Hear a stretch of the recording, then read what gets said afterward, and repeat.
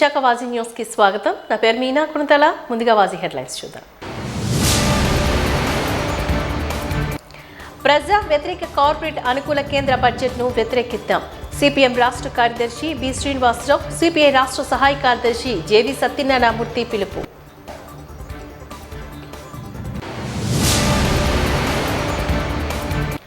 రైతుల కష్టాలకు నష్టాలకు చెక్ పెట్టనున్న సబ్జీ కూలర్. MVP రైతు బజార్లో విజయవంతమైన ప్రయోగం.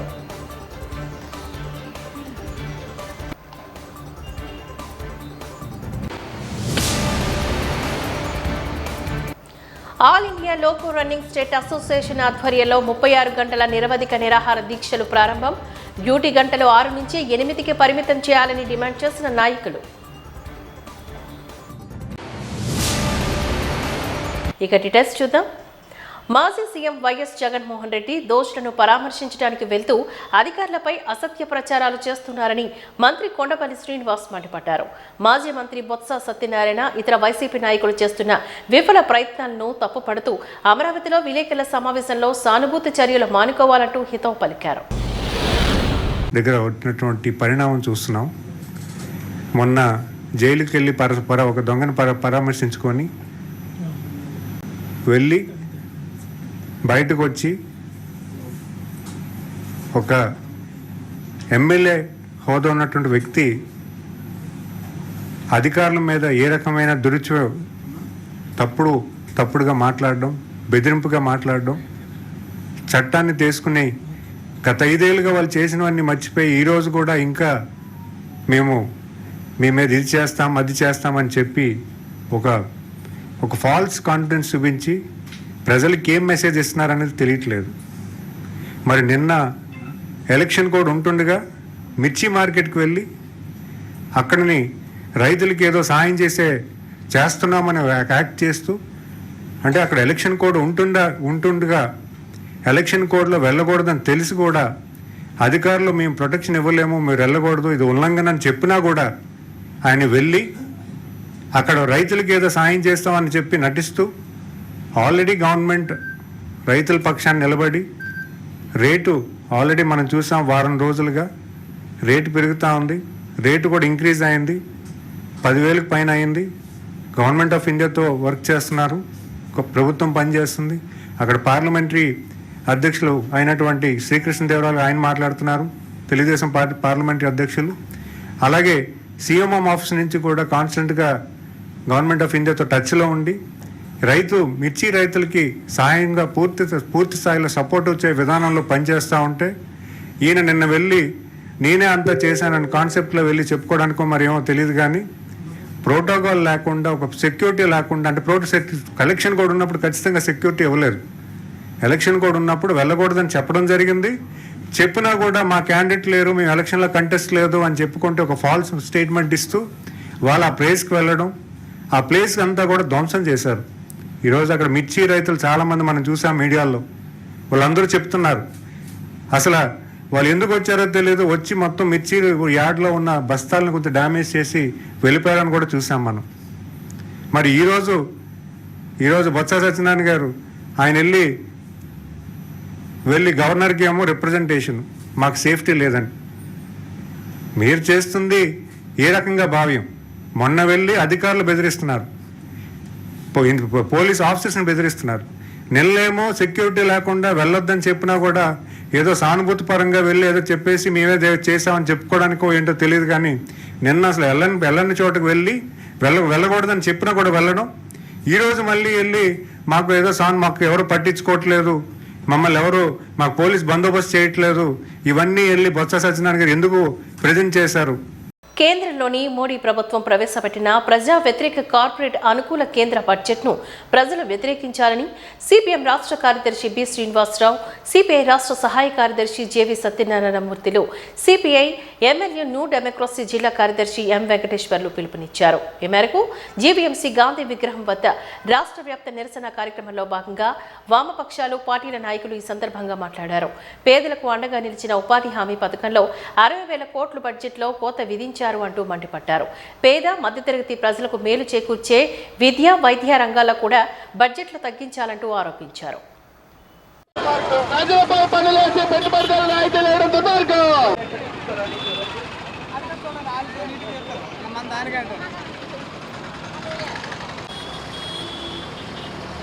మోడీ ప్రభుత్వ బడ్జెట్ వ్యతిరేకించండి. ప్రజా వ్యతిరేక కేంద్ర బడ్జెట్ కార్పొరేట్ మోడీ ప్రభుత్వ బడ్జెట్ వ్యతిరేకించండి. కేంద్రంలో మోడీ ప్రభుత్వం ప్రవేశపెట్టినటువంటి బడ్జెట్ ను ప్రజా వ్యతిరేక బడ్జెట్ ను వ్యతిరేకించండి. పారవేయడం దుర్మార్గం. ప్రజాపక్షాలు వామపక్షాల ఐక్యత. ప్రజా వ్యతిరేక బడ్జెట్ నశించాలి. ప్రజా వ్యతిరేక బడ్జెట్ ను వ్యతిరేకించండి. వామపక్షాల ఐక్యత. ప్రజలపై భారాలు వేసి పెట్టుబడిదారు. నిర్మలమ్మ గారు ప్రవేశపెట్టినటువంటి కేంద్ర బడ్జెట్ మీద ఈరోజు బీజేపీ దేశవ్యాప్తంగా ఇది బ్రహ్మాండమైనటువంటి బడ్జెట్ అని చెప్పని ప్రచారం చేసుకోవడానికి ప్రయత్నం చేస్తూ ఉన్నారు. నిర్మలమ్మ వచ్చిన తర్వాత ప్రజల మీద భారాలు పెరిగాయి. జిఎస్టీ భారం పెద్ద ఎత్తున పెరిగింది ప్రజల మీద. దాంతోపాటు కార్పొరేట్లకు ఇస్తున్నటువంటి రాయితీలు పెరుగుతూ ఉన్నాయి. ఈరోజు రైల్వే బడ్జెట్ ప్రత్యేకంగా ఉన్నదాన్ని రద్దు చేసింది ఈ బీజేపీ ప్రభుత్వం. కోవిడ్ నేపథ్యంలో సీనియర్ సిటిజన్స్కి ఇచ్చినటువంటి రాయితీలన్నింటినీ ఎత్తేసారు. టికెట్ ధరలు పెంచారు. కనీసం సీనియర్ సిటిజన్స్కి ఇచ్చే రాయితీల్ని పునరుద్ధరించడానికి 5 సంవత్సరాలు అయినా కూడా వాళ్ళకి చేతులు రావట్లేదు.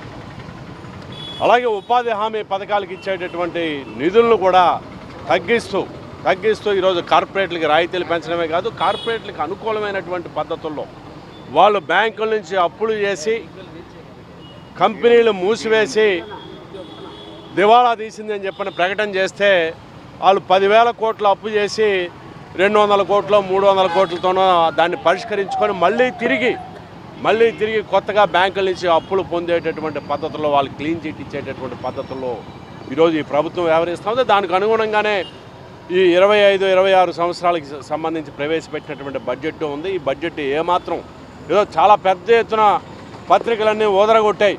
ఈరోజుని ఏవైతే ఇన్కమ్ ట్యాక్స్ ఉందో, ఆదాయ పన్ను రాయితీలను మధ్యతరగతి వేతన జీవికి ఊరట కల్పిస్తున్నామని చెప్పని ఏమాత్రం అది పత్రికల్లో ఓదరగొట్టడం తప్ప వాస్తవానికి అయితే ఎవరికి ఎటువంటి ఊరట లభించలేదు. ఈరోజు కార్పొరేట్లకి ఊరట లభించినటువంటి నేపథ్యంలో వామపక్షాలు దేశవ్యాప్తంగా ప్రత్యేకించి మన రాష్ట్రంలో ఈ బడ్జెట్ని వ్యతిరేకిస్తూ ఈ ఆందోళన చేస్తున్నాం. ఆందోళన భాగంగా ఈరోజు విశాఖపట్నంలో ఈ ధర్నా నిర్వహించడం అన్నది జరుగుతోంది. కేంద్ర బడ్జెట్ ప్రజానీకానికి వాతలు, సంక్షేమానికి కోతలు, రాష్ట్రానికి ద్రోహం చేసేదిగా ఉంది. ఈ బడ్జెట్లో ఉపాధి హామీ పథకానికి 60,000 కోట్లు తగ్గించారు. విద్యా వైద్యానికి కోత పెట్టారు. ఎస్సీ ఎస్టీ సంక్షేమానికి కోత పెట్టారు. రూరల్ డెవలప్మెంట్ కోత పెట్టారు. ఎవరికి ఇచ్చారనంటే బీహార్ ఎన్నికలను దృష్టిలో పెట్టుకొని సగభాగం వాళ్ళకి ఇచ్చేశారు. ఢిల్లీ ఎన్నికల కోసం ఈ ఇన్కమ్ ట్యాక్స్లో రాయితీలు ఇచ్చినట్టుగా నటించారు. 12 లక్షల పరిమితి అనేది బోగస్. ఇది 6 లక్షలకే పరిమితి. మిగతా 6 లక్షలు ఖర్చు పెడితేనే, ఏదో ఒక దానికి ఖర్చు పెడితేనో లేదా బ్యాంకులో డిపాజిట్ చేస్తేనే రాయితీ తప్ప, లేకపోతే రాయితీ ఎవరు. ఈ రకంగా మధ్యతరగతిని కూడా మోసం చేసేటువంటి ఈ బడ్జెట్ మొత్తం మీద ఎవరికి లాభం జరిగిందంటే అదానీ లాంటి పెద్ద కార్పొరేట్ కంపెనీలకి దేశం మొత్తం ఆర్థిక వ్యవస్థనంతా కూడా అదానీ ఆర్థిక వ్యవస్థ కింద మార్చారు. ఈ మధ్య మోడీ అమెరికా పర్యటించి వచ్చాడు. అమెరికా పోవటానికి ముందే అదానీ మీద ఉన్న కేసులు ఎత్తేయడానికి వీలుగా ట్రంప్ చేత చట్ట సవరణ చేయించుకొని అమెరికా వెళ్ళిన తర్వాత దానికి రిటర్న్ గిఫ్ట్ ఇచ్చాడు. మనకి పెట్రోలు, గ్యాసు చాలా చౌకగా అమెరికా ఇస్తున్నట్టు, దానికి అంగీకరించినట్టు, F-35 విమానాలు ఇస్తున్నట్టు పెద్ద దొంగ నాటకం ఆడారు. మొత్తం భారతదేశ ఆర్థిక వ్యవస్థని, మన ప్రతిష్టని, మన ఆత్మగౌరవాన్ని అమెరికా ట్రంప్ కాళ్ళ దగ్గర తాకట్టు పెట్టి వచ్చాడు మోడీ. F-35 విమానాలు అనేవి చాలా నాసిరకం అని ట్రంప్ కుడిభుజంగా ఉన్న ఎలన్ మస్కే చెప్పాడు. సంవత్సరం క్రితం చెప్పాడు F-35 బోగస్ విమానాలు. ఇప్పుడేమిటి ఆధునిక కాలంలో ఇంకా F-35 అంటే కాలం చెల్లిన విమానాలు కొనుక్కొని అమెరికాకుండే వాణిజ్య లోటుని, మనకి అమెరికాకుండే వాణిజ్య లోటుని రాబోయే 3 సంవత్సరాల్లో $500 బిలియన్ అంటే దాదాపు 5 లక్షల కోట్ల రూపాయలని వాళ్ళకి సేవ్ చేసి వస్తున్నాడు. అది మోడీ చేసిన ఘనత. సిగ్గుపడాలి దీనికి. మనం దీన్ని ఏదో గొప్పగా చెప్పుకుంటున్నారు. పెట్రోలు, డీజిలు, గ్యాసు మనకి రష్యా నుంచి, ఇరాన్ నుంచి చౌకగా వస్తుంది, రూపాయలు చెల్లిస్తున్నాం. ఇప్పుడు డాలర్లు అమెరికాకి ఎక్కువ రేటు పెట్టి చెల్లించాలి. అంటే అమెరికా లోటును తీర్చడానికి ఆయన అమెరికా పర్యటన రిటర్న్ గిఫ్ట్గా అదాని మీద కేసులు ఎత్తేసినందుకు భారతదేశ ఆర్థిక వ్యవస్థని తాకట్టు పెట్టాడు అమెరికాకి. ఇది మోడీ ఘనత. అందుకని ఈ బడ్జెట్ చాలా ప్రజా వ్యతిరేకమైన బడ్జెట్. దీని ద్వారా సంక్షేమాన్ని కోతలు పెడితే సుప్రీంకోర్టులో ఉండే పెద్దలు ఈ ఉచితాలు ఎత్తేయాలంటున్నాడు. ఒక ఆయన అన్నాడు, జడ్జి, నేను మా ఊళ్ళో కూలీలు రావట్లేదు అంటున్నాడు. ఉపాధి హామీ పథకం ఉన్నది, 50 రోజులు మాత్రమే సంవత్సరానికి వ్యవసాయంలో పని ఉంటే మిగతా ఇంకొక 100 రోజులు ఉపాధి హామీ ద్వారా పని దొరికితే వ్యవసాయంలో కూడా కూలి పెరుగుతాయని, వలసలు తగ్గుతాయని. వలసలు విపరీతంగా పెరుగుతున్నాయి, వలసలు తగ్గుతాయి, ఆకలి చావులు తగ్గిపోతాయి. అటువంటి ఉపాధి హామీ పథకం మీద ఈరోజు దెబ్బ కొట్టాలని చూస్తూ ఉన్నారు. ఇవి ఉచిత పథకాలు కావు, దుష్ప్రచారం, తప్పుడు ప్రచారం చేస్తున్నారు. ఇవి ఉత్పత్తి పథకాలు. ప్రజలకు ఆదాయం పెంచాలని మన ఎకనామిక్ సర్వే చెప్పింది. చంద్రబాబు నాయుడు ఢిల్లీ వెళ్ళొచ్చి మొన్న ప్రజలు భారాలు మోయగలిగిన స్థితిలో లేరు అంటున్నాడు. అంతకుముందు ఆయన రోడ్ ట్యాక్స్ వేస్తా, జీఎస్టీ పెంచుతా, యూజర్ ఛార్జీలు పెడతానని చంద్రబాబు నాయుడే ఢిల్లీ పోయి వచ్చాక ప్రజలు భారాలు మోయగలిగిన స్థితిలో లేరు అని వాస్తవాన్ని గుర్తించారు. మరి ప్రజలకు భారాలు మోయలేని స్థితిలో ఉన్నప్పుడు ప్రజలకు రాయితీలు ఇవ్వాలక్కర్లేదా? ప్రజలకు బియ్యం ఇవ్వాలక్కర్లేదా? ప్రజలకు ఉపాధి కల్పించాలక్కర్లేదా? ఉద్యోగాలు పడిపోతున్నాయి. ఐటీలో కూడా లేవు ఇప్పుడు ఉద్యోగాలు. 10,000కి 12,000కి ఇంజనీరింగ్ చదువుకున్న వాళ్ళు అడ్డమైన రోజుకు 14 గంటలు 15 గంటలు పనిచేసి గుడ్డి చాకరీ చేస్తున్న 12-13 మించి రావటం లేదు. ఇదంతా నిలువు దోపిడీ. అందుకని బడ్జెట్లో ప్రజల సొమ్ముని లాగేసుకొని, మన జేబులో ఉన్న డబ్బులు లాగేసుకొని రకరకాల పేర్లతోటి కార్పొరేట్ కంపెనీలకి, అదాని, అంబానీ లాంటి వాళ్ళకి కట్టబెట్టడానికి దీన్ని తీసుకున్నారు. అందుకని ఈ బడ్జెట్ పూర్తిగా ప్రజా వ్యతిరేకమైంది. అఖిల భారత యువజన సమాఖ్య ఆధ్వర్యంలో అల్లిపురం నీలం రాజశేఖర రెడ్డి భవన్లో కెంక్వా అధ్యక్షతన విలేకరుల సమావేశాన్ని నిర్వహించారు. ఈ సందర్భంగా ఏఐవైఎఫ్ రాష్ట్ర అధ్యక్షుడు ఎన్ యుగంధర్ మాట్లాడుతూ, ప్రస్తుత ఎన్డీఏ కూటమి అధికారంలోకి వచ్చి 8 నెలలు గడుస్తున్నా కూడా మెగా డిఎస్సీ విడుదల చేయకపోవడంపై ఆవేదన వ్యక్తం చేశారు. లక్షల రూపాయలు కోచింగ్ సెంటర్లకు వెచ్చించి ఎన్నో ఆశలతో ఎదురుచూస్తున్న మెగా డిఎస్సీ అభ్యర్థుల విషయంలో గత ప్రభుత్వం ఇస్తామని చెప్పి మోసం చేస్తుంది అంటూ దుయ్యపట్టారు. తక్షణమే మెగా డిఎస్సీ విడుదల చేసి ఉద్యోగ అవకాశాలు కల్పించాలని కోరారు. అలాగే విశాఖ ఉక్కును ప్రభుత్వ రంగంలోనే కొనసాగించాలని, రాయలసీమ కడప జిల్లాలో ఉక్కు ఫ్యాక్టరీ స్థాపించి నిరుద్యోగ యువతకు అవకాశాలు కల్పించాలని కోరారు.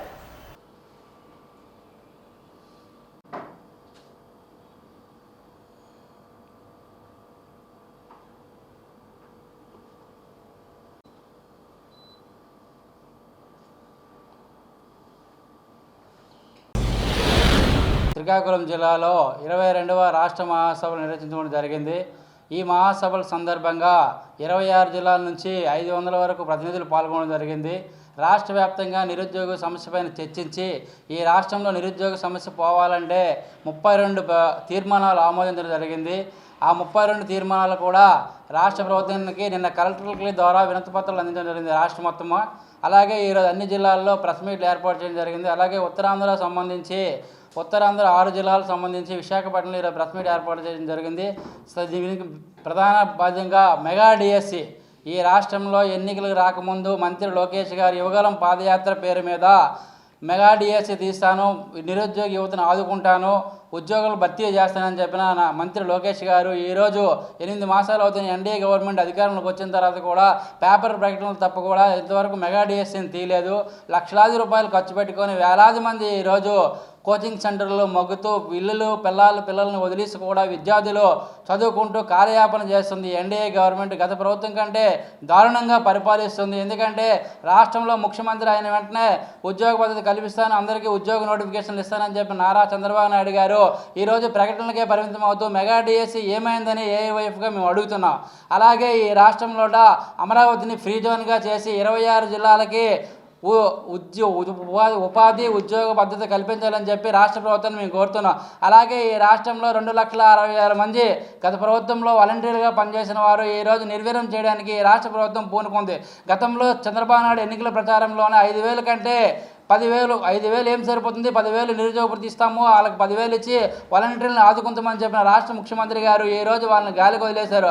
అలాగే ఏపీ బెవరేజ్ కంపెనీ తరఫున వైన్ షాపుల్లో పనిచేస్తున్నటువంటి 15,500 మందికి ఈరోజు నడి రోడ్డు మీద వదిలేసి చంద్రబాబు నాయుడు గారు మేము తక్షణమే చెప్తున్నాం చంద్రబాబు నాయుడు గారికి ఆ 15,000 మందికి కూడా కాంట్రాక్ట్ అవుట్సోర్సింగ్ ఉద్యోగుల భద్రత కల్పించి తక్షణం విధుల్లోకి తీసుకొని వాళ్ళకి 4 నెలల పాటు జీతాలు కూడా ఇవ్వని పరిస్థితి ఉంది. ఈరోజు వాళ్ళకి తక్షణమే జీతాలు చెల్లించి ఉద్యోగ భద్రత కల్పించాలని ప్రభుత్వాన్ని డిమాండ్ చేశాను. అలాగే విశేష ఉక్కు పరిశ్రమను పరిరక్షించాలి, ప్రైవేటీకరణ ఆపాలని చెప్పి రాష్ట్ర ప్రభుత్వాన్ని మేము కోరుతున్నాం. అలాగే కడపలో ఉక్కు ఫ్యాక్టరీ నిర్మించి నిరుద్యోగులకి ఉపాధి కల్పించాలని చెప్పి, అలాగే రాయలసీమ, ఉత్తరాంధ్ర, అలాగే కోస్తా ప్రాంతాల ప్యాకేజీలు ఏర్పాటు చేసిన వెంటనే రాష్ట్ర ప్రభుత్వం ఆదుకోవాలని చెప్పి ఎన్డీఏతో ఎక్కడ డబుల్ ఇంజిన్ సర్కార్ అంటారు, అక్కడ ఎన్డీఏ గవర్నమెంట్ ఉంది, ఇక్కడ ఎన్డీఏ గవర్నమెంటే.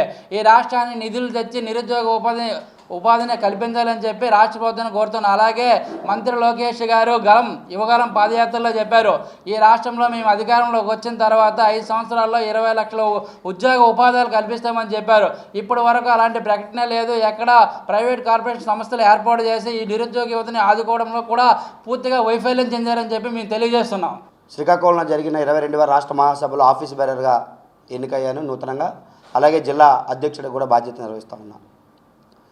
ఈరోజు ఎన్డీఏ ప్రభుత్వం వచ్చిన తర్వాత ఉత్తరాంధ్ర ఇప్పుడే కాదు, ఈ రాష్ట్రంలో ఇన్ని ప్రభుత్వాలు వచ్చినా ఉత్తరాంధ్ర యువతకి, ప్రజలకు, ఉత్తరాంధ్ర ప్రాంతానికి కేంద్ర ప్రభుత్వాలు ఏ పార్టీ వచ్చినా ఇతర రాష్ట్రంలో కూడా తీవ్ర అన్యాయం చేస్తూ ఉన్నాయి.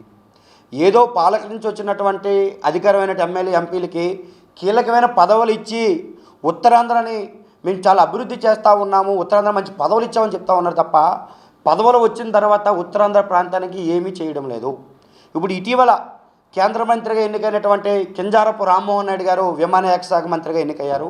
సంతోషమే, యువకులు మంచిగా మాట్లాడే వాక్చతులు ఉన్నారు.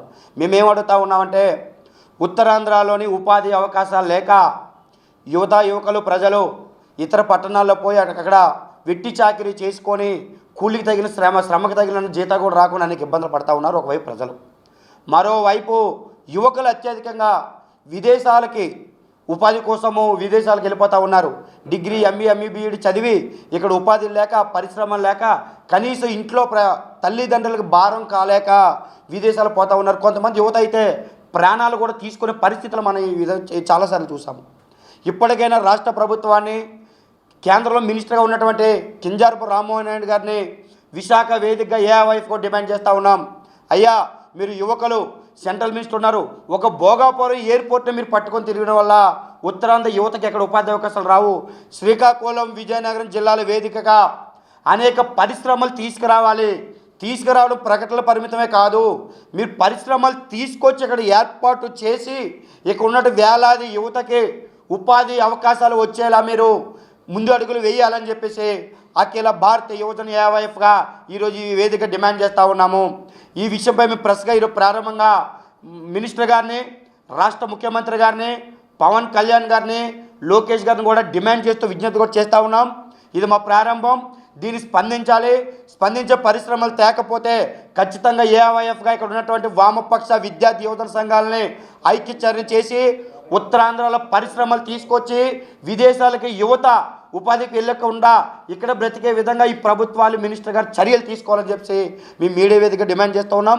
ఎందుకంటే యువత ఎంతోమంది ప్రాణాలు పోతారు కావున ఈ విషయంపై కోరుతూ ఇదే ధన్యవాదాలు మీ అందరికీ.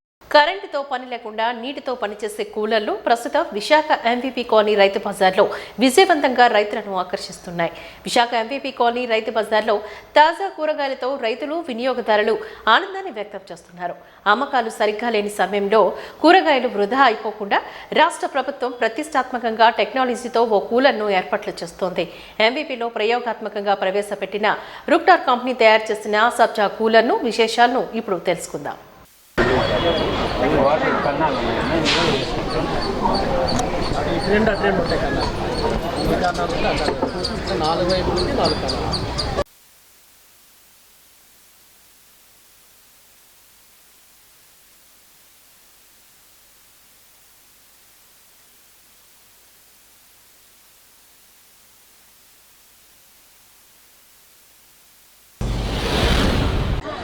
ఈ సబ్జీ కూలర్ నేనే తీసుకున్నాను. ఇదేంటంటే ప్రస్తుతానికి ఏంటంటే మాకు ఏమైనా ఉండిపోయినవి క్రేట్లో పెట్టి ఇందులో వేసుకుంటానమ్మా. చాలా బాగుంది, పర్వాలేదమ్మా, ప్రస్తుతానికి బాగానే ఉంది. సబ్సిడీ మీద ఇచ్చారు మాకు. ఎంత సబ్సిడీ వచ్చింది? సబ్సిడీ 50, ఇది యాక్చువల్గా 50,000 అమ్మా, 27,000 కట్టాలి.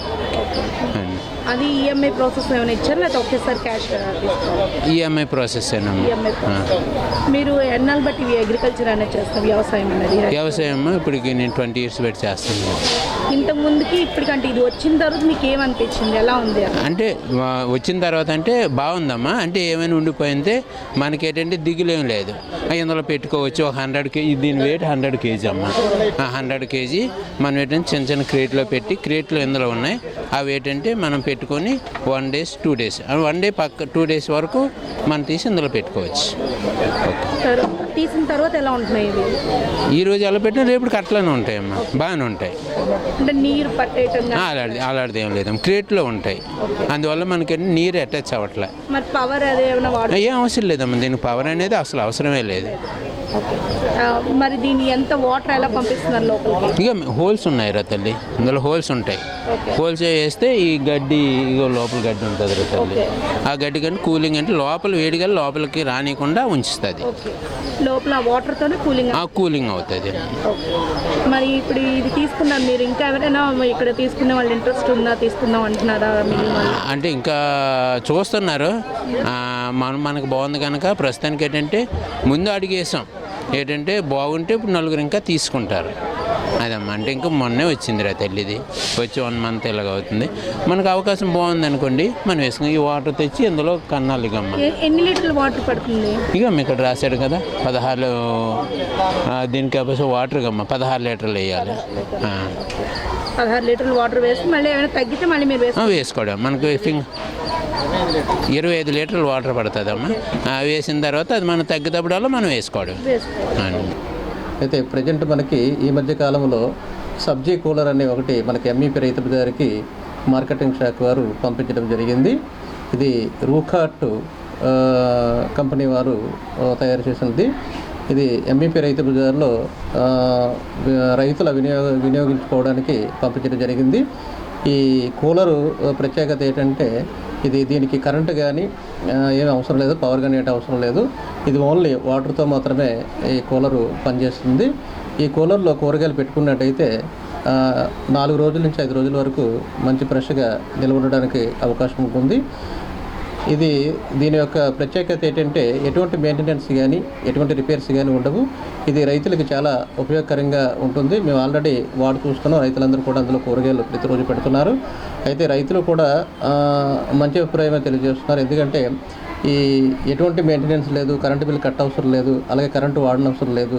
ఇది ఓన్లీ వాటర్తోనే నడుస్తుంది కాబట్టి మాకు చాలా ఉపయోగకరం ఉందని కూడా రైతులు చాలామంది మనకి తెలియజేయడం జరిగింది.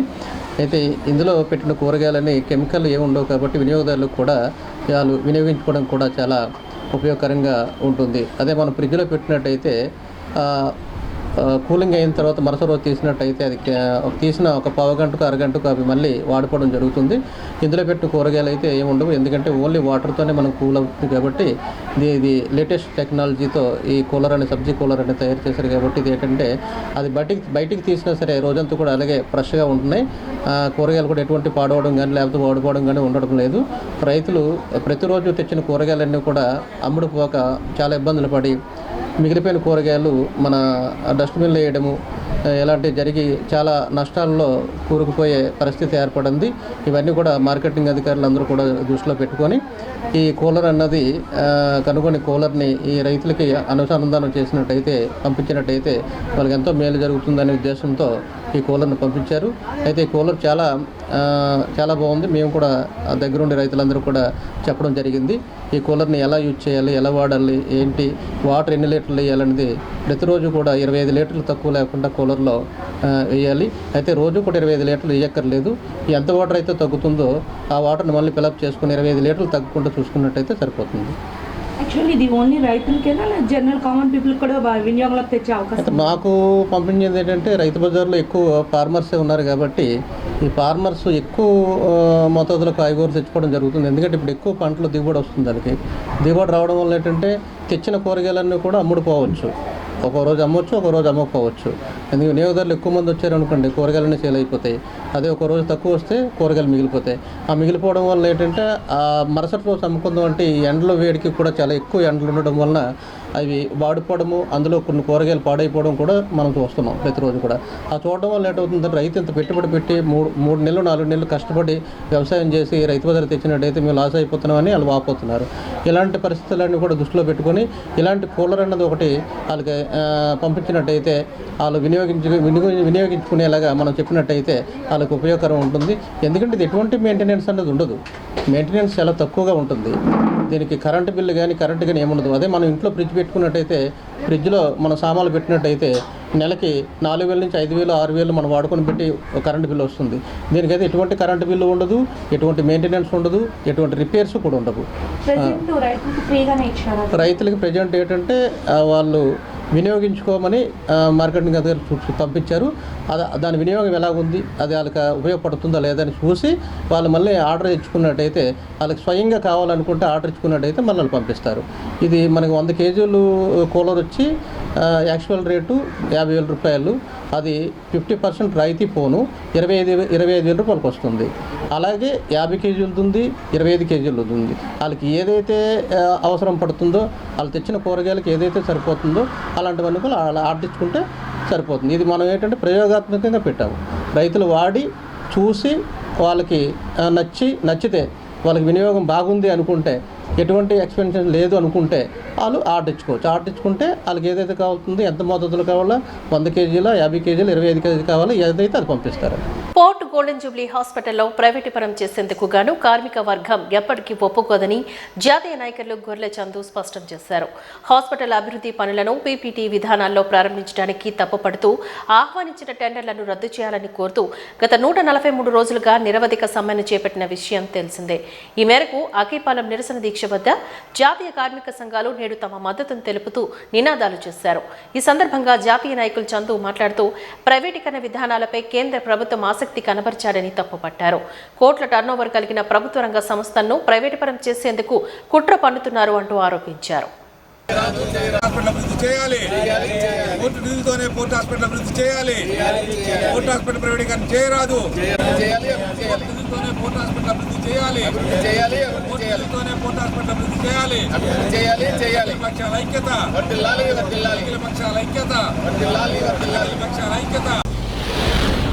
పోర్ట్ హాస్పిటల్ ప్రైవేటీకరణకు వ్యతిరేకంగా ఈ యొక్క రిలే నిరాదీక్షలో భాగంగా ఐఎన్టీసీ ఆధ్వర్యంలో 143వ రోజు దీక్ష కొనసాగిస్తున్నాం. మరి ఈ పోర్ట్ హాస్పిటల్ ప్రైవేటైజేషన్ చేయకూడదని చెప్పి మేము చేస్తున్న ఈ యొక్క రిలే నిరాదీక్షలుగా అనుసరించి చైర్మన్ గారు నేను మమ్మల్ని పిలవడం జరిగింది.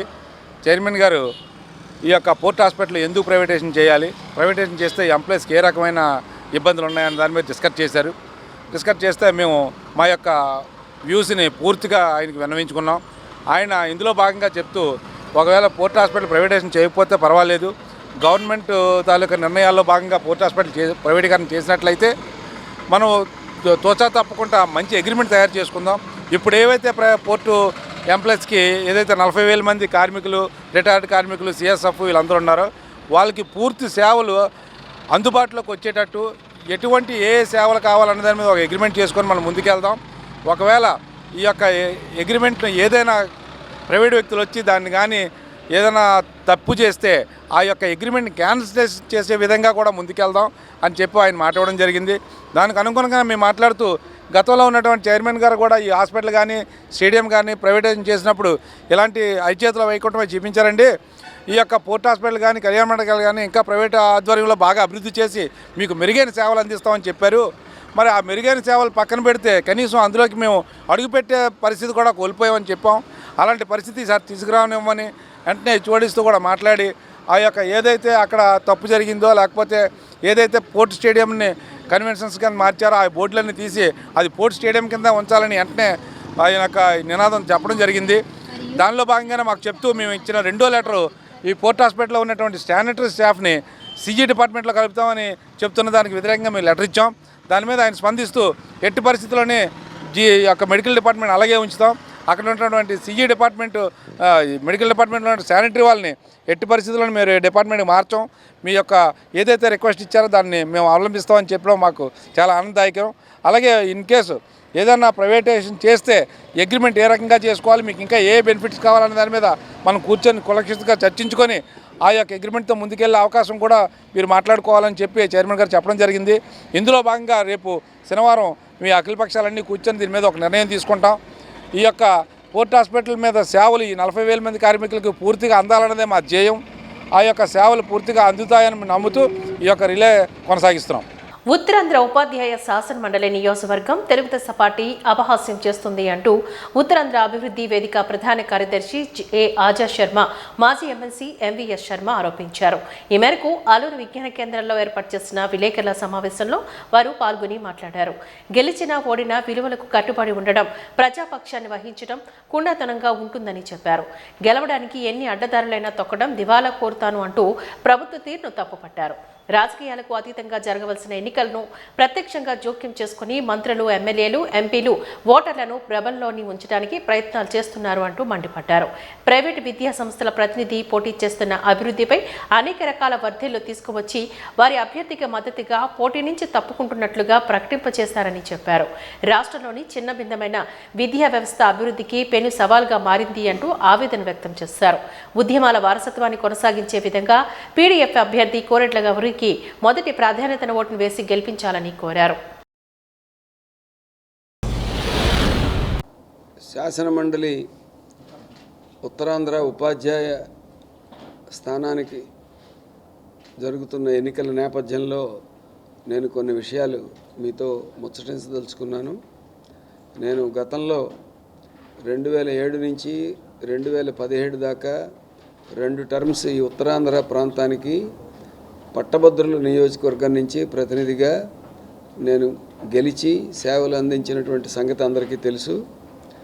ఆ నేపథ్యాన్ని పురస్కరించుకుని ప్రోగ్రెసివ్ డెమోక్రటిక్ ఫ్రంట్గా ఇప్పుడు ఎన్నికల్లో పోటీలో ఉన్నటువంటి శ్రీమతి కోరెడ్ల విజయ్ గౌరి గారి విజయాన్ని ప్రచారం చేస్తూ ఆవిడ అభ్యర్థిత్వాన్ని బలపరుస్తూ నేను ఉత్తరాంధ్ర జిల్లాల పర్యటన ఈ మధ్య చేస్తున్నాను. ఆమె అభ్యర్థిత్వానికి అన్ని విభాగాల నుంచి మంచి ఆదరణ లభిస్తోంది. మొదటిసారి శాసనమండలిలో ఉపాధ్యాయుల తరపున ఉపాధ్యాయుల నుంచి ఆ వృత్తి నుంచి వచ్చిన ఒక తొలి శాసన మండలి సభ్యురాలిగా విజయ్ గౌరి శాసనమండలిలో అడుగుపెట్టేందుకు రంగం సిద్ధమైందని నేను భావిస్తున్నాను. ఇంతవరకు ఉపాధ్యాయ ప్రతినిధుల్లో మహిళా ప్రతినిధి అంటూ ఎవరూ లేరు. ఉపాధ్యాయ నియోజకవర్గానికి గుంటూరు నుంచి ఒక అభ్యర్థి ఒక ఆవిడ కల్పలతారెడ్డి గారు ఉన్నారు, కానీ ఆమె ఉపాధ్యాయురాలు కాదు. ఆవిడకు ఉపాధ్యాయులతో ఏ సంబంధము లేదు. కానీ ఇక్కడ విజయ్ గౌరి గారు 3 దశాబ్దాల పైగా ఉపాధ్యాయురాలుగా పనిచేసి ఉన్నారు. మహిళల్లో 50%, ఉపాధ్యాయుల్లో 50% మహిళలు ఉన్నారు. ఆ మహిళా ఉపాధ్యాయుల సమస్యల్ని వాటిని అర్థం చేసుకుని సకాలంలో వాటి మీద స్పందించి లేవనెత్తడానికి మహిళా అభ్యర్థి అయితేనే సరైన పద్ధతిలో చేయగలుగుతారు. అందుకని విజయ్ గౌరి గారు శాసనమండలిలో ఉండడం అనేటువంటిది ఒక తప్పనిసరైన అవసరం. ఈ విషయాన్ని మొత్తం 10 మంది అభ్యర్థుల్లో ఆవిడ ఒక్కరే మహిళ. కాబట్టి మహిళా అభ్యుదయాన్ని కాంక్షించే వాళ్ళు ఎవరైనా కూడా ఆవిడ అభ్యర్థిత్వాన్ని స్వాగతించాలి. మహిళల ఓట్లు మాత్రమే తీసుకుని వాళ్ళ అభ్యుదయాన్ని గాలి కొదిలేస్తున్నటువంటి మన గౌరవ ముఖ్యమంత్రి గారు మాత్రం ఈ మహిళా అభ్యర్థిని ఎలాగైనా ఓడించడానికి కంకణం కట్టుకొని ఇప్పుడు పనిచేస్తున్నట్టు ఆయనే పత్రికల ద్వారా ప్రకటనలో తెలియజేశారు. మా అభ్యర్థుల్ని మేము బలపరుస్తున్న అభ్యర్థుల్ని గెలిపిస్తే మేము ఈ సమస్యలన్నీ పరిష్కరిస్తాం అని చెప్పి తెలుగుదేశం అధ్యక్షులు పల్లా శ్రీనివాసరావు గారు ఇతర ప్రజాప్రతినిధులు కూడా ప్రకటిస్తున్నారు. విచిత్రం ఏమిటంటే అధికారం వాళ్ళ చేతుల్లో ఉంది. వాళ్ళు ఆల్రెడీ ప్రభుత్వంలో ఉన్నారు. విద్యామంత్రి కూడా తెలుగుదేశం వారే, ముఖ్యమంత్రి తెలుగుదేశమే, ఆర్థిక మంత్రి తెలుగుదేశమే. సమస్యలు పరిష్కరించడానికి ఇప్పుడు ఏం అడ్డం వచ్చింది? డిఎస్సి ఫైల్ మీద మొదటి సంతకం పెట్టారు.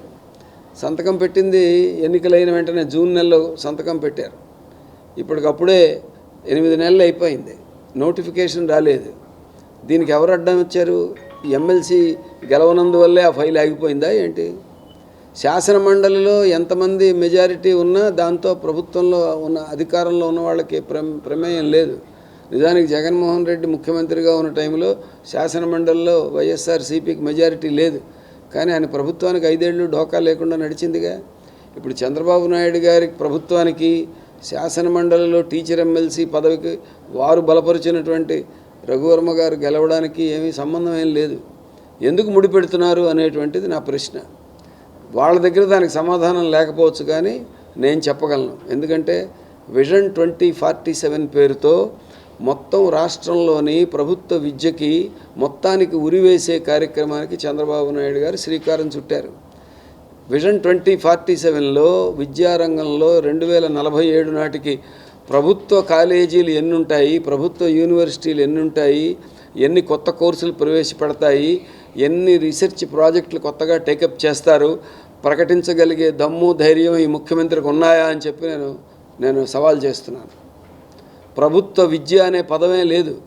విదేశీ యూనివర్సిటీలు, కార్పొరేట్ యూనివర్సిటీలు ఆర్టిఫిషియల్ ఇంటెలిజెన్స్ ద్వారా పాఠాలు బోధించడం లాంటి అంశాలతో ఉన్నత విద్య మొత్తాన్ని విదేశీ ప్రైవేటు విద్యా సంస్థలకి కట్టబెట్టేటటువంటి కార్యక్రమమే vision 2047. All India loco running staff association east Coast railway Waltair division ఆధ్వర్యంలో లోకో పైలట్లు 36 గంటల నిరవధిక నిరాహార దీక్షలను చేపట్టారు. సెంట్రల్ వర్క్ ఇన్ కమిటీ పిలుపు మేరకు దొండపర్తిలోని బీఆర్ఎం కార్యాలయం ఎదుట వాళ్ళ డివిజన్లోని మొత్తం లోకో రన్నింగ్ సిబ్బంది ఉదయం 8 గంటల నుంచి శుక్రవారం రాత్రి 8 గంటల వరకు 36 గంటల పాటు ఉపవాస దీక్షను చేపట్టారు. ఈ సందర్భంగా డివిజన్ అధ్యక్ష కార్యదర్శులు పానిగ్రహి బోల్నాథ్ మాట్లాడుతూ ఎక్స్ప్రెస్ ప్యాసింజర్ రైళ్లకు డ్యూటీ గంటలను 6 నుంచి 8 గంటలకు పరిమితి చేయాలని కోరారు. లోకో పైలట్లు 11 డ్యూటీని నిర్వహిస్తున్నారని, భద్రతా రీత్యా లోకో పైలట్ల డ్యూటీ గంటలు తగ్గించాలని కోరారు. హై పవర్ కమిటీలు సిఫార్సు చేసినప్పటికీ కూడా రైల్వే మంత్రిత్వ శాఖ వాటిని పట్టించుకోలేదని ఆరోపించారు. వారానికి ఒకసారి తగినంత విశ్రాంతి లేకపోవడం వల్ల రైలు ప్రమాదాలు జరుగుతున్నాయి అంటూ ఆరోపించారు. ఇకనైనా రైల్వే మంత్రిత్వ శాఖ చొరవ తీసుకుని ప్రయాణికుల భద్రతపై దృష్టి సారించాలని వారు కోరుతున్నారు.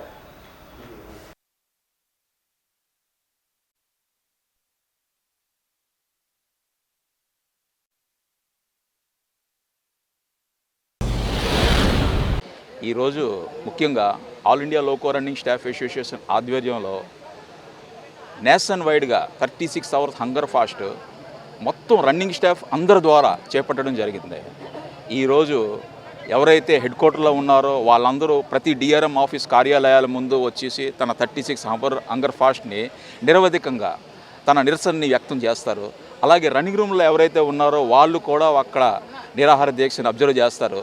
అలాగే రైల్వే సర్వీసెస్ ఎటువంటి అంతరాయం కలగకుండా డ్యూటీ చేసుకుంటూ ట్రైన్లో కూడా ఈ హంగర్ ఫాస్ట్ కార్యక్రమాన్ని కంటిన్యూ చేస్తాం. ముఖ్యంగా కొన్ని సంవత్సరాల నుంచి మేము ఎన్నో డిమాండ్స్ని రైల్వే యాజమాన్యం ముందు పెట్టినప్పటికీ కూడా ఇప్పటికీ కూడా వాటిని నెరవేర్చకపోవడాన్ని ఈ కార్యక్రమాన్ని మేము దశల వారీగా చేయాల్సిన పరిస్థితి వచ్చింది. మా డిమాండ్స్లో గొంతెమ్మ కోరికలు ఏవి కాదు, ఇందులో ముఖ్యంగా సేఫ్టీకి సంబంధించినవే. ఇవి రైల్వే సేఫ్టీకి సంబంధించినవి, పబ్లిక్ సేఫ్టీకి సంబంధించినవి. కాబట్టి మేము ఇవి తక్షణమే ఇమీడియట్గా ఇంప్లిమెంట్ చేయాలనేసి మా డిమాండ్స్లో ఒక లోకో పైలట్స్కి 8 అవర్స్ కన్నా ఎక్కువ డ్యూటీ చేయించకూడదు అని ఎన్నో సేఫ్టీ కమిటీస్ సిఫార్సులు ఇచ్చినప్పటికీ కూడా ఇప్పటికీ కూడా మాతో 12 గంటలు, 13 గంటలు, 15 గంటలు, 20 గంటలు కూడా పని చేయించే దాఖలాలు అయితే చాలా ఉన్నాయి. అలాగే ఒక లోకో పైలట్తో 2 నైట్స్ కన్నా ఎక్కువ డ్యూటీ చేయించడం వల్ల యాక్సిడెంట్లు అయ్యే ప్రమాదం ఉన్నదని ఎన్నో కమిటీస్ చెప్పాయి. అయినప్పటికీ కూడా మాతో కంటిన్యూగా 4 రాత్రులు 5 రాత్రులు కూడా పని చేయించే దాఖలాలు అయితే చాలా ఉన్నాయి. అలాగే క్రూ ఎవరైతే ఉన్నారో ఒకసారి డ్యూటీ పట్టుకొని బయటికి వెళ్ళిన తర్వాత 3 రోజులు 4 రోజులు అయ్యే అవకాశం ఉన్నది. వాళ్ళు సొసైటీతో ఉండరు, పిల్లలతో ఉండరు, వాళ్ళు స్ట్రెస్ అయిపోయడం వల్ల యాక్సిడెంట్లు అయ్యే అవకాశం ఉన్నది. కాబట్టి వాళ్ళకి 36 అవర్స్ కన్నా అవుట్ స్టేషన్ స్టే అనేది ఉండకూడదు, హెడ్ క్వార్టర్కి రిటర్న్ 36 అవర్స్లో తెచ్చియాలని రైల్వే బోర్డు ఒక లెటర్ తీసినప్పటికీ కూడా రైల్వే యాజమాన్యం ఇప్పటికీ కూడా మాతో 3-4 గంటల కన్నా ఎక్కువ అవుట్ స్టేషన్లో ఉంచుతున్నది. అలాగే ఎవరికైనా వారాంతపు సెలవు ఫ్రైడే ఆఫ్ అయితే మళ్ళీ మండే చేయడమే, ఇంచుమించు మోర్ దెన్ 60 అవర్స్ రెస్ట్ వస్తుంది. కానీ మా లోకో రన్నింగ్ సిబ్బందికి ఏంటంటే 14 అవర్సే మేము ఒక ట్రిప్ చేసుకొని వస్తే మాకు అదనంగా 16 అవర్స్ రెస్ట్ ఇస్తారు నెక్స్ట్ డ్యూటీ చేయడానికి. అలాగే మేము ఒక ట్రిప్ రెస్ట్తో పాటు ఒక 14 అవర్స్ అంటే టోటల్గా 30 అవర్స్ మాకు రెస్ట్ ఇచ్చేసి మాకు పని చేస్తున్నారు. ఈరోజు ఒకవేళ మీవే కానీ 10 o'clock ఆఫ్ అయ్యామంటే మళ్ళీ రేపు సాయంత్రం 6 కల్లా రెడీ అయిపోవాలి. అంటే కంటిన్యూగా మేము డ్యూటీ చేయాల్సిందే. ఎప్పుడు కూడా మాకు వారాంతపు సెలవు అనేది లేకుండా ఒక 14 గంటలు రెస్ట్ ఇచ్చేసి వారాంతపు సెలవు వీళ్ళకి ఇచ్చేసాము అన్నది చేస్తుంది. కాబట్టి మా డిమాండ్ ఏంటంటే మా ట్రిప్ రెస్ట్ ఏదైతే ఉందో 16 అవర్స్ దాంతోపాటు 30 అవర్స్ రెస్ట్ ఇమ్మనేసి ఆల్రెడీ కర్ణాటక హైకోర్టు చెప్పింది, చీఫ్ లేబర్ కమిషన్ చెప్పింది. ఇది అందరూ చెప్పినప్పటికీ కూడా రైల్వే యాజమాన్యం ఇప్పటికీ కూడా మాకు ఏంటంటే 14 అవర్స్ రెస్ట్తోనే వారాంతపు ఇది చేయించడం జరుగుతుంది.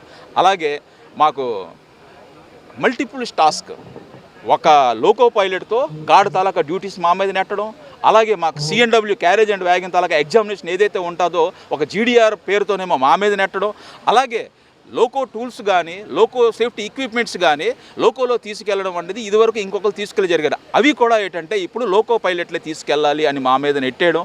అలాగే మ్యాక్సిమమ్ వేకెన్సీస్ ఏవి ఫిలప్ చేయకుండా ఆ వేకెన్సీస్ తాలూకా వర్క్ అంతాను ఒక లోకో పైలట్స్ మీద నెట్టివేయడాన్ని మేము చాలా నిరసిస్తూ, అలాగే మల్టీ టాస్కింగ్ ఒక లోకో పైలట్తో ఏంటంటే రకరకాలుగా మల్టీ స్కిల్లింగ్ చేస్తూ ఇప్పుడు రకరకాల లోకోలు వచ్చేసాయి, రకరకాల సిస్టమ్ ఆఫ్ వర్కింగ్ వచ్చేసి చాలా అడ్వాన్స్మెంట్ అయిపోయింది. ఒకప్పుడు మా ట్రైనింగ్ పీరియడ్ ఎక్కువగా ఉండేది. ఈరోజు ఇంత అడ్వాన్స్మెంట్ అయిన తర్వాత మాకు ట్రైనింగ్ పీరియడ్ పెంచాల్సింది పోయి రోజు రోజుకి తగ్గిస్తూ ఏదైతే రైల్వే యాజమాన్యం ఎఫర్ట్ చేయాలో మా ట్రైనింగ్ పీరియడ్ మొత్తం తగ్గించేస్తుంది. ఈ విషయాలు కంటిన్యూగా మేము ఎవ్రీ మంత్ తీసుకెళ్తుంది అన్ని లెవెల్స్లో. ఒక సూపర్వైజర్ లెవెల్ దగ్గర నుంచి railway board chairman railway minister level వరకు తీసుకెళ్ళడం జరుగుతుంది. కానీ వీళ్ళు కమిటీస్ వేస్తూ వాటిని అలాగ నీరు కార్చేసి కమిటీస్ మా వైపు సిఫార్సులు ఇచ్చినప్పటికీ కూడా ఇప్పటికీ కూడా యాజమాన్యం ఏవి చేయట్లేదు. భవిష్యత్తులో ఏంటంటే మా ఈ యొక్క డిమాండ్సే కానీ ఫుల్ఫిల్ అవ్వకపోతే ఈ తాలూకా ఆందోళన కార్యక్రమాన్ని ఇంకా తీవ్రతరం చేస్తాం. మేము April 11th ఢిల్లీలో ఒక మహాప్రదర్శన చేయాలని ఇచ్చేస్తున్నాం. దశల వారీగా మా యొక్క ఈ నిరసన కార్యక్రమాన్ని పెంచుకుంటూ వెళ్తున్నాం. ఈరోజు ఈ 36 hour హంగర్ ఫాస్ట్ మేము కనీసం 1,00,000 మంది రన్నింగ్ స్టాఫ్ దీన్ని అబ్జర్వ్ చేస్తున్నారు. ఇక్కడ మీకు తక్కువ మంది కనిపించవచ్చు, కానీ ప్రతి రన్నింగ్ స్టాఫ్ ఈ నిరసన కార్యక్రమాన్ని చేపట్టారు. ఎందుకంటే ఈ ప్రాబ్లమ్స్ కంటిన్యూగా మాకేంటంటే ఈరోజు రన్నింగ్ స్టాఫ్ పరిస్థితి ఎలాగున్నది అంటే ప్రతి 10 మందిలో 6 ఏదో ఒక హెల్త్ ఇష్యూస్లో సిక్ అయిపోతున్నారు. మినిమం బేసిక్ ఎమ్యూనిటీస్ ఏవైతే రైల్వే యాజమాన్యం ఇవ్వాలో అవన్నీ ఫెయిల్యూర్ అవుతుంది, అవేవి ఇవ్వట్లేదు. మాకు ఒక మనిషిగా చూడకుండా ఒక రోబోలాగా చూస్తూ మమ్మల్ని 14 గంటలు 15 గంటలు 20 గంటలు కూడా పని చేయించడం అనేది ఇది చాలా దురదృష్టకరం. సో వీటన్నిటిని నిరసిస్తూ ఈరోజు ఏంటంటే 36 hours హంగర్ ఫాస్ట్ నేషన్ వైడ్గా ప్రతి DRM ఆఫీస్ కార్యాలయాల ముందు మా యొక్క రన్నింగ్ స్టాఫ్ని ఈ కార్యక్రమాన్ని చేపట్టాం. అలాగే కొన్ని మెయిన్ ముఖ్యమైన క్రూ లాబీల ముందు కూడా ఇవి చేసాం. రన్నింగ్ రూమ్లో కూడా ఎవరైతే పనిచేస్తున్నారో వాళ్ళెవరు కూడా నిరాహార దీక్షలో పార్టిసిపేట్ చేస్తూ ఎవరు కూడా ఎటువంటి ఫుడ్ గట్రా తీసుకోకుండా దీన్ని కంటిన్యూ చేస్తున్నారు. డ్యూటీ చేస్తున్న వాళ్ళు కూడాను ఎటువంటి అంతరాయం కలగకుండా చేసి మా నిరసన కార్యక్రమాన్ని యాజమాన్యం ముందుకి తీసుకెళ్ళి కనీసం ఇప్పుడైనా మా డిమాండ్స్ మీద ఒక అటెన్షన్ తీసుకొద్దాము అన్న దీంతో ఈరోజు ఈ నేషనల్ వైడ్ ప్రోగ్రామ్ అనేది మేము చేపట్టడం జరిగింది. రోస్టర్ పాయింట్స్ ను సవరించి పరీక్షను యథావిధిగా కొనసాగించాలని గ్రూప్ 2 విద్యార్థులు విశాఖ ఎంపీపీ కాలనీలో ఎంపీ శ్రీభారతి కార్యాలయం వద్ద నిరసన కార్యక్రమాన్ని చేపట్టారు. ఈ నెల 23న గ్రూప్లో పరీక్షలు జరగనున్న నేపథ్యంలో రోస్టర్ పాయింట్స్ సవరించి పరీక్షను యథావిధిగా కొనసాగించాలని వారు ప్రదర్శిస్తూ ఉప్పని నినందించారు. ఈ సందర్భంగా విద్యార్థులు మాట్లాడుతూ ప్రభుత్వం వెంటనే స్పందించి సమస్యలను పరిష్కరించాలని కోరారు. కూటమి ప్రభుత్వం వచ్చినా తమ సమస్యలు పరిష్కారం కాలేదంటూ ఆవేదన వ్యక్తం చేశారు. గ్రూప్ 2 మెయిన్స్ పరీక్షను నిర్వహించాలని వారు కోరుతున్నారు.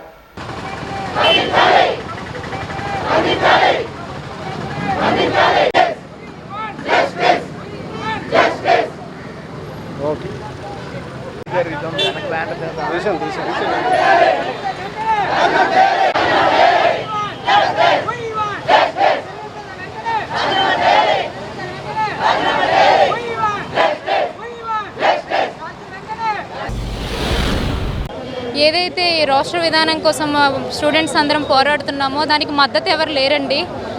అందరినీ విన్నవించుకుంటున్నాం. కలెక్టర్ల ఆఫీసు తిరుగుతున్నాం. ఉదయం నుంచి కూడా తిండి తిప్పలు లేక రోడ్లు పట్టుకుని తిరుగుతున్నాం. ఈ రాష్ట్ర విధానం అనేది చాలా తప్పు. ఈ తప్పు అని మేము అడుగుతుంటే ఎవరు సపోర్ట్ లేదు. ప్రజాప్రతినిధులు ఇందులో ఇంటికి వస్తుంటే వాళ్ళు వెళ్ళిపోతున్నారు. లేరని రివర్స్ మాకు వేరే వాళ్ళతో చెప్పిస్తున్నారు. ఇది చాలా తప్పు. మాకు ఇంకా సపోర్ట్ హోప్ కూడా లేదు. మాకున్న హోప్ ఒక్క మీడియా మాత్రమే. ఈ మీడియా మొత్తం ప్రజాప్రతినిధులందరినీ నిద్ర మేల్కొల్పాలి. అలాగే ఏపీపీఎస్సీ సభ్యులకి మా బాధ తెలవాలి. ఆల్రెడీ స్టేట్మెంట్ కూడా పాస్ చేశారు మేడం గారు, ఎగ్జామ్స్ కండక్ట్ చేస్తామని. ఇంకా ఎగ్జామ్ అయిన తర్వాత ఏం ఉండదు, no hope. Total notification cancel అయ్యే ఛాన్స్ మాత్రమే ఉంటుంది. మేము ఇంతవరకు చేసిన ప్రయత్నం మొత్తం బూడిదలో పోసిన పన్నీర్లాగే అయిపోతుంది, మొత్తం వేస్ట్ అయిపోతుంది. సో దయచేసి మీ మీడియా వాళ్ళు మాకు సహకరించి ప్రజాప్రతినిధులకి మా గోడు తెలిపి ఏపీపీఎస్సీ సభ్యుల నిర్ణయం మార్చి మా ఏదైతే రాష్ట్ర విధానాన్ని క్లియర్ చేసి మాకు మెయిన్స్ ఎగ్జామ్స్ కండక్ట్ చేయాలి. అంతే, ఇంకంతకు మించి మీకు వేడుకునేది ఏం లేదు. మీరందరూ దయచేసి మా విన్నపాన్ని ఆలపించండి. ఎలక్షన్ అప్పుడు మాత్రం వీళ్ళందరూ కూడా మేము అది చేస్తాం ఇది చేస్తాం అన్నారు. ఈవెన్ మేము ఎమ్మెల్సీ చిరంజీవి గారిని కూడా అడిగాము. అసలు విధానం తీసుకొచ్చింది ఆయన, రాష్ట్ర పైన ఎలాంటి తప్పులు ఉన్నాయని చెప్పేసి బిఫోర్ ఎలక్షన్ ఈయన తీసుకొచ్చారు. ఆయన మాట బట్టి మేము నిన్న ఆఫ్టర్నూన్ వెళ్తే ఆయన మాట మారుస్తున్నారన్న. దీనిపైన ఎలాంటి మాట కూడా చెప్పకుండా ప్రభుత్వానికి మా విషయాలన్నీ చేరవేయాల్సిన ఒక ప్రతినిధిగా ఆయన ఎస్కేప్ అయిపోతున్నారు.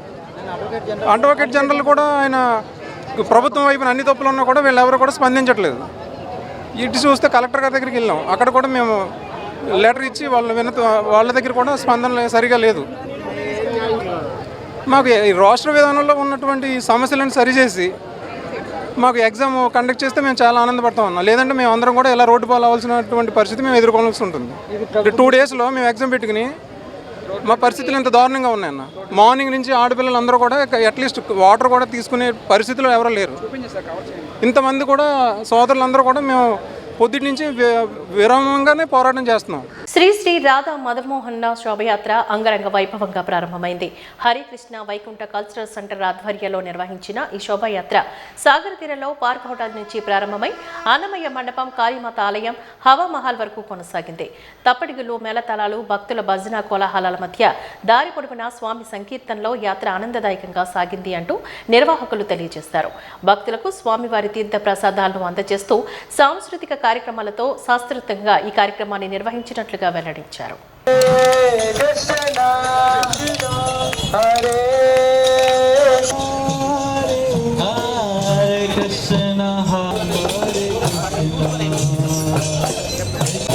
రామ రామ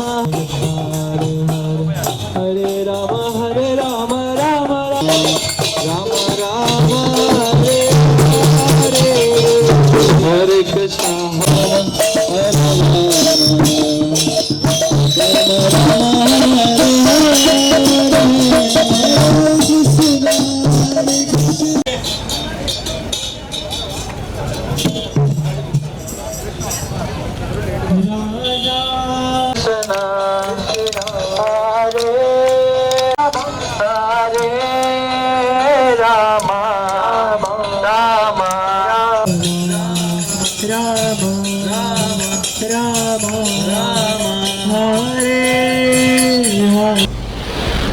కృష్ణ మూమెంట్ విశాఖపట్నం ఆధ్వర్యంలో ఈ నెల 14 నుంచి 18 వరకు వైకుంఠం గంభీరంలో వైకుంఠ మందిరంలో రాధా మదనమోహనుల ప్రాణప్రతిష్ఠ జరిగింది. అదేవిధంగా 50 సంవత్సరాల క్రితం ఇలా ప్రభుపాదుల వారు అంతర్జాతీయ హరే కృష్ణ మూమెంట్ ఆచార్యుల వారు విశాఖపట్నం వచ్చారు. ఈ బీచ్ రోడ్లో వారు సంకీర్తన చేశారు. ఆ సందర్భంగా ఈరోజు రాధా మదనమోహన శోభాయాత్ర రథయాత్ర జరుగుతోంది. భక్తులందరూ చక్కగా హరినామ సంకీర్తనలో పాల్గొంటున్నారు. హరే కృష్ణ. వాజన్ న్యూస్ ముగించే ముందు ముఖ్యాంశాలు మరొకసారి చూద్దాం. ప్రజా వ్యతిరేక కార్పొరేట్ అనుకూల కేంద్ర బడ్జెట్ను వ్యతిరేకిద్దాం. సిపిఎం రాష్ట్ర కార్యదర్శి బి శ్రీనివాసరావు, సిపిఐ రాష్ట్ర సహాయ కార్యదర్శి జేవి సత్యనారాయణమూర్తి పిలుపు.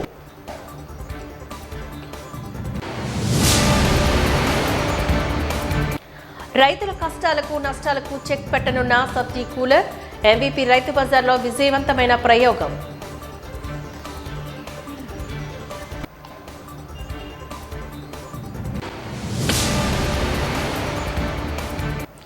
All India loco running state association ఆధ్వర్యంలో 36 గంటల నిరవధిక నిరాహార దీక్షలు ప్రారంభం.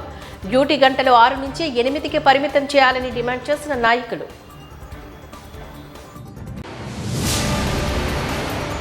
వాజన్ న్యూస్ ఇంతటితో సమాప్తం. నమస్కారం.